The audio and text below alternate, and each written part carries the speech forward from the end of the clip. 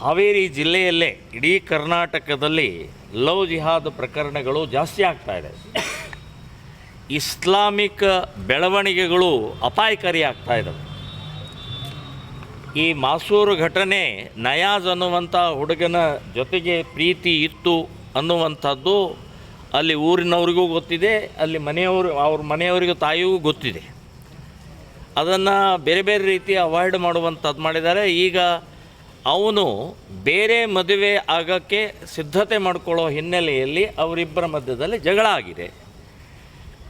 ಜಗಳ ಆದರೆ ಕೊಲೆ ಮಾಡಬೇಕಾ? ಕೊಲೆ ಯಾಕೆ ಮಾಡ್ತಾರೆ?